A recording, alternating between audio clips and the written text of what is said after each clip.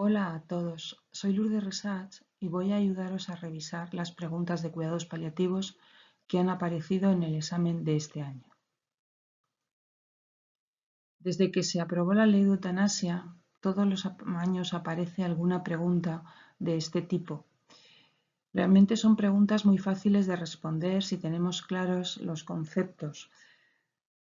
En esta pregunta deberemos fijarnos en que es la paciente la que decide no continuar utilizando el ventilador, tratamiento que sus médicos consideran indicado para prolongar su supervivencia. Por ello, se trata de un rechazo al tratamiento. Como hemos dicho, en el rechazo al tratamiento, el protagonismo corresponde al paciente. El tratamiento o procedimiento está indicado, pero el paciente no lo desea, a pesar de que se le ha informado de manera comprensible de las consecuencias que pueden derivarse de no hacérselo, de la negativa del paciente a hacérselo.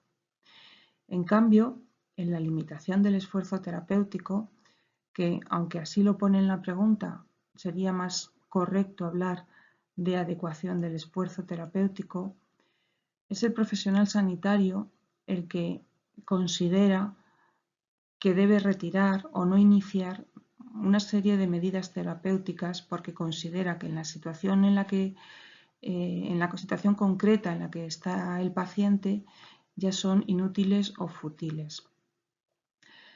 Y esto es porque solo consiguen prolongar la vida biológica, pero no consiguen proporcionarle al paciente una recuperación funcional con una calidad de vida mínima y en ocasiones ni siquiera consiguen esta prolongación de la vida biológica. Retirar o no indicar dichas medidas lo que va a hacer es permitir que la enfermedad acabe con la vida del paciente. Es la enfermedad la que produce la muerte del enfermo y no la actuación del profesional. La limitación o adecuación del esfuerzo terapéutico permite la muerte en el sentido de que no la impide, pero no la va a causar. No es, la causa de la muerte es la propia enfermedad, no la acción del profesional sanitario.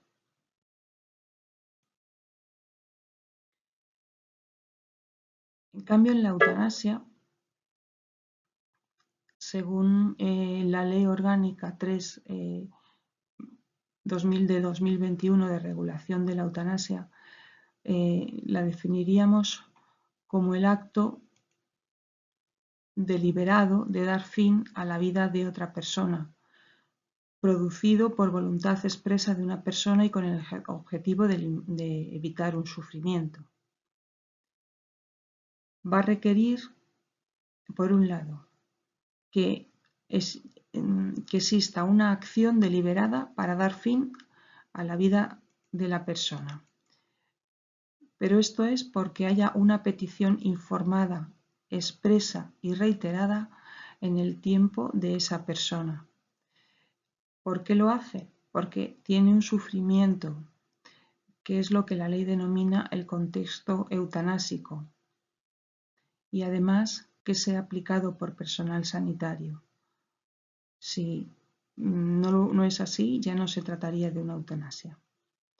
Y cuando hablamos de prestación de ayuda para morir, que es como lo define la ley, se pueden producir dos modalidades. Una sería aquella en la que hay una administración directa al paciente de una sustancia por parte del profesional sanitario competente, hablaríamos entonces de eutanasia, o que lo que hagamos será la prescripción o suministro al paciente por parte del profesional sanitario de una sustancia de manera que ésta se la pueda administrar el paciente para causar su propia muerte, que sería lo que llamaríamos suicidio médicamente asistido. Bueno, vamos a ver la siguiente pregunta. También suele ser frecuente en los últimos exámenes MIR alguna pregunta sobre la escalera analgésica. En este caso, en lo que se ha centrado la pregunta es en el manejo de los opioides. Y esta pregunta era fácil de responder con conocimientos básicos sobre el manejo de los mismos. Nos fijamos en el que nos hablan de que respecto al tratamiento del dolor, haciendo referencia a cuidados paliativos, nos preguntaban cuál era la respuesta correcta. Y bueno, pues la respuesta correcta era que la metadona es un fármaco analgésico con escasa excreción renal, por lo que es útil en personas con aclaramiento renal disminuido. Vamos a repasarla. Como vamos a ir repasando preguntas cada una de las respuestas que nos dan. Bueno, pues como podéis ver en el material del que disponéis, la morfina continúa siendo el fármaco de elección y es el fármaco de referencia para comparar los efectos analgésicos y adversos del resto de los opioides. Por lo tanto, la primera respuesta que nos ofrecen no es correcta.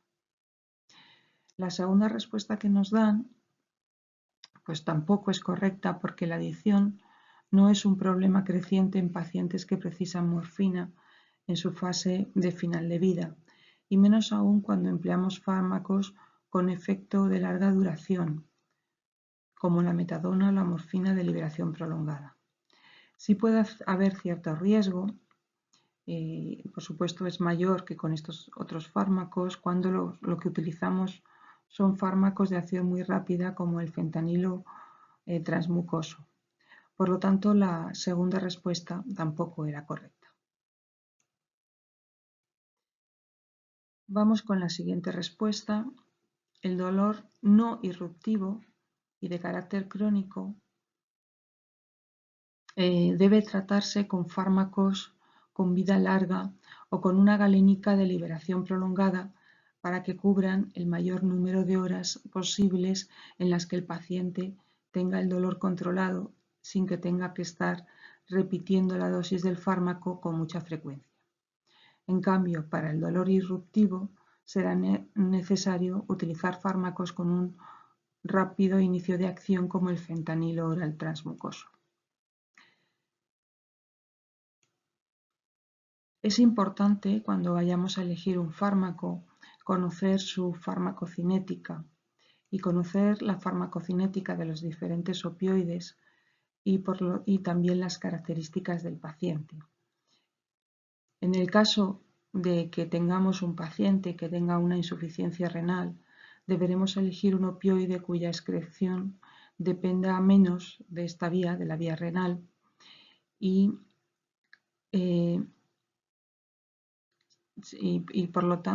esto ocurre, por ejemplo, con fármacos como la metadona, el fentanilo y la buprenorfina. La metadona y el fentanilo se eliminan por biotransformación hepática y dan lugar a metabolitos que son inactivos y, por lo tanto, si no se excretan de forma adecuada por el riñón, no van a producir efectos secundarios.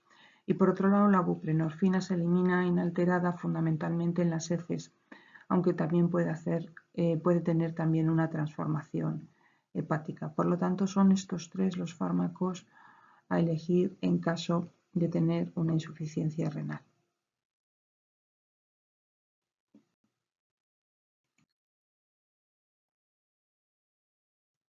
Vamos con la siguiente pregunta, en la que nos hace referencia a un hombre de 85 años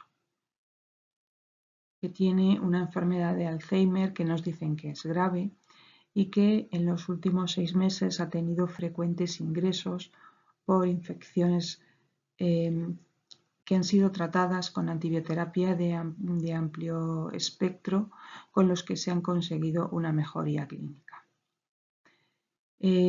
Ahora acude por un nuevo proceso infeccioso que sospechan que ha sido causado por una broncoaspiración y además el paciente presenta una negativa a la ingesta y nos preguntan cuál es la actitud que debemos de seguir. Bueno, pues la respuesta correcta era evitar el ingreso, que no está indicada la colocación de una sonda nasogástrica, y considerar la adecuación del esfuerzo terapéutico evitando antibioterapia y dando cuidados de confort. Bueno, vamos a desgranar un poco esta pregunta, que es muy fácil de contestar por un lado, pero puede ser por otro incluso pues, que nos podría llevar a pensar que pudiera ser impugnable por tener conceptos que no están del todo claros. A ver, estamos en una pregunta que hace referencia a toma de decisiones. Las tomas de decisiones tienen que ser individualizadas, tienen que ser para cada paciente en concreto, y esto hace que sea muy complicado hacer una pregunta general de test en la que se incluyan todos los conceptos. Pero bueno, vamos a ir viendo cada uno de los pasos. La respuesta que nos dan como correcta tiene varias partes, y en una de ellas se vuelve a hacer referencia a uno de los conceptos que hemos repasado en la primera pregunta, la adecuación del esfuerzo terapéutico. Vamos a ver, las partes de esta respuesta nos dice, por un lado, evitar el ingreso. Bueno, evitar el ingreso puede ser correcto o puede no serlo. No nos han dicho si en esos episodios que había tenido durante los 6 meses previos se había realizado una toma de decisiones compartida con la familia de ese paciente, y se había llegado a tomar una decisión respecto a qué hacer cuando volviera a presentarse un nuevo episodio agudo como los que ya había presentado.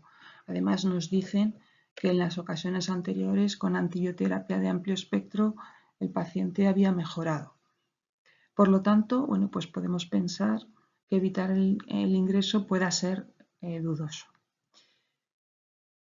Por otro lado, además, si no se ha hecho la toma de decisiones, pues el servicio de urgencias de un hospital no es un sitio adecuado para tomar decisiones. Bueno, la siguiente afirmación, esta sí es clara, porque claramente no está indicada la colocación de una sonda nasogástrica para nutrición enteral. La sonda nasogástrica además podría favorecer la aparición de más broncoaspiraciones. Y la tercera afirmación sería considerar a la adecuación del esfuerzo terapéutico evitando antibioterapia y dando cuidados de confort. Como decía antes, para ello será necesario haber hecho una planificación previa. Y como también he dicho, al hablar del evitar el ingreso, el servicio de urgencias no va a ser el lugar más adecuado para la toma de decisiones. Bueno, aquí tenemos una afirmación que consideramos que es correcta y dos que podríamos poner en duda. Esta pregunta podría resultarnos válida. La siguiente respuesta que nos dan nos dice evitar el ingreso, ya lo hemos comentado. La segunda es indicar sonda nasogástrica con el fin de prevenir nuevas broncoaspiraciones y facilitar la ingesta. Ante la ausencia de evidencia de beneficios de la alimentación mediante sonda nasogástrica o mediante gastrostomías percutáneas en los pacientes con demencia avanzada, hoy en día ya se considera que ninguna de ellas está indicada para estos pacientes. Lo indicado es realizar una alimentación de confort, y la sonda nasogástrica no solamente no impide nuevas broncoaspiraciones, sino que puede hacer que aumenten. Por lo tanto, esta afirmación de indicar sonda nasogástrica sería incorrecta. Y la tercera afirmación de esta respuesta es iniciar antibioterapia empírica con amoxicilina clavulámico por sonda nasogástrica. Bueno, si ya hemos dicho que no le vamos a poner la sonda nasogástrica, no le íbamos a poner tampoco el antibiótico por esta vía. Realmente la antibioterapia con amoxicilina clavulámico, si no fuera por sonda nasogástrica, sí que puede cubrir la infección respiratoria provocada por la broncoaspiración, pero el que instauremos o no este tratamiento dependerá de la toma de decisiones que hayamos realizado previamente. Entonces, esta respuesta la descartamos porque hay una de las afirmaciones que es claramente incorrecta, que es la afirmación de que se coloque una sonda nasogástrica. Pues seguimos con las siguientes respuestas que nos dan. Otra respuesta nos dice que hay que ingresar al paciente para hacerle una gastrostomía con el fin de evitar nuevas broncoaspiraciones y facilitar la ingesta. Ya hemos comentado que esto no está indicado, por lo tanto, esto tampoco sería correcto. Antibioterapia empírica con piperacilina tazobactam intravenoso. Bueno, ya nos han dicho que en ingresos previos se había tratado con antibioterapia de amplio espectro con buenos resultados. Por lo tanto, esto no sería una afirmación incorrecta y el que lo hagamos o no dependerá de la toma de decisiones que se haya realizado. Entonces, esta respuesta también la consideramos incorrecta por la afirmación de la PEG.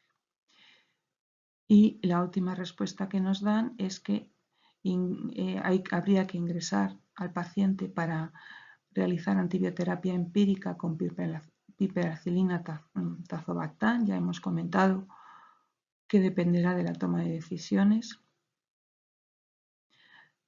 que hay que evitar la colocación de una sonda para nutrición enteral, también ya lo hemos comentado, que esto sería también una afirmación correcta, y lo que podría ser la que nos diera la pista de no coger esta respuesta sería que nos afirman que la curación del proceso infeccioso mejorará casi siempre la ingesta. La curación del proceso infeccioso puede mejorar realmente el deterioro de la ingesta que se hubiera producido como consecuencia del mismo, pero lo que no va a hacer es mejorar el deterioro de la ingesta que el paciente ya tenía previamente y que es el que está causando las broncoaspiraciones.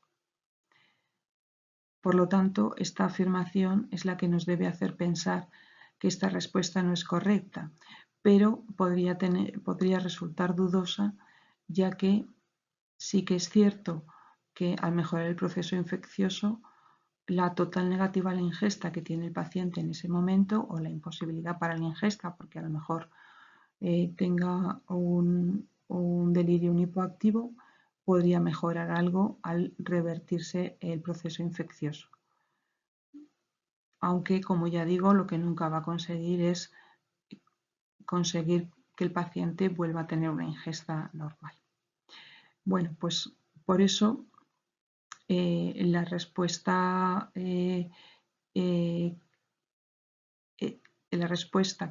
se decidió es aquella en la que se habla de que no se deben de poner la nutrición enteral, y esta también la descartamos. Y la última pregunta de cuidados paliativos también hace referencia al manejo de los opioides y además se repite en lo que hace referencia a la elección del opioide en el caso de la insuficiencia renal. Vuelvo a recordar que a la hora de elegir un opioide para un paciente deberemos conocer la farmacocinética de los diferentes opioides y las características del paciente. Y además, esta pregunta también hace referencia a otro tema que aparece con frecuencia en los exámenes MIR, que es el delirio. Vamos a ver la pregunta. Nos habla de un paciente de 69 años que tiene un adenocarcinoma de páncreas que le estaba causando dolor, estaba siendo tratado con morfina y con duloxetina, que además, como tenía astenia y anorexia, ha sido tratado con corticoides y nos llega a nuestra consulta con somnolencia y alucinaciones táctiles. Nos preguntan, y además tenemos una analítica en la que vemos una anemia y un deterioro de la función renal. Y nos preguntan cuál sería la actitud a seguir. Bueno, pues parece que lo que le puede estar pasando al paciente es que tenga una neurotoxicidad por opioides y que deberíamos reducir la dosis de morfina a la mitad. Esa es la respuesta que nos dan como válida. Vemos que esta pregunta puede tener algo de trampa, ya que nos dan una serie de respuestas que puedan ser válidas, pero lo que nos van a preguntar es el diagnóstico más probable. Vamos a ir viendo una por una. El diagnóstico más probable es neurotoxicidad por opioides.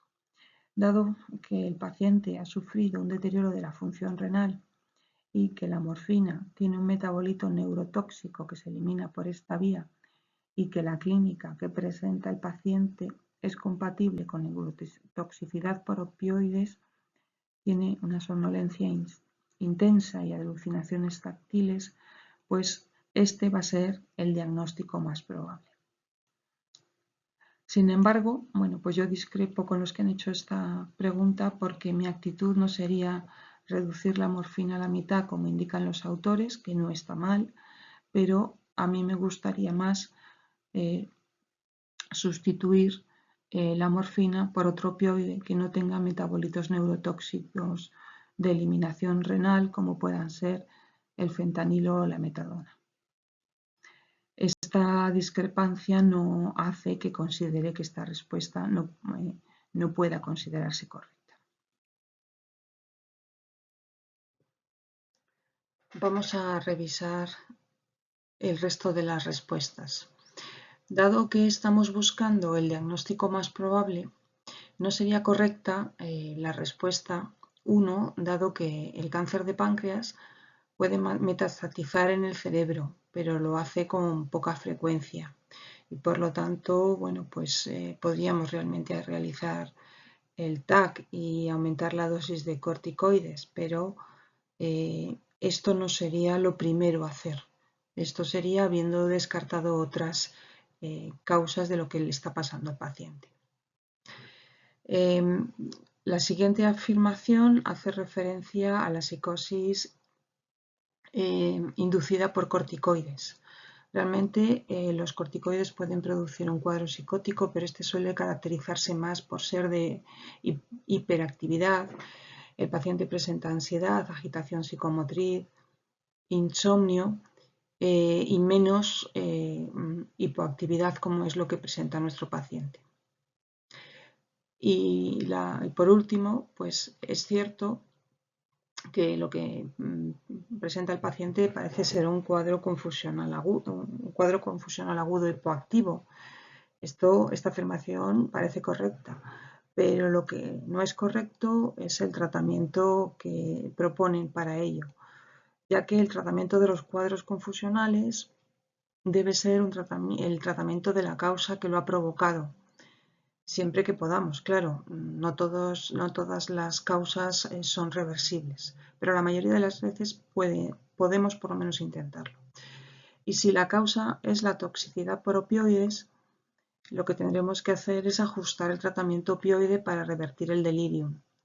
Y solo en el caso de que el delirium no pueda ser tratado, o no podamos tratar la causa del delirium, entonces podremos utilizar los neurolépticos como tratamiento sintomático.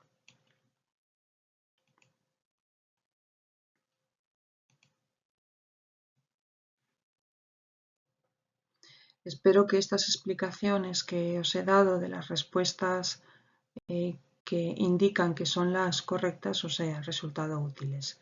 Muchas gracias por la atención que estáis prestando.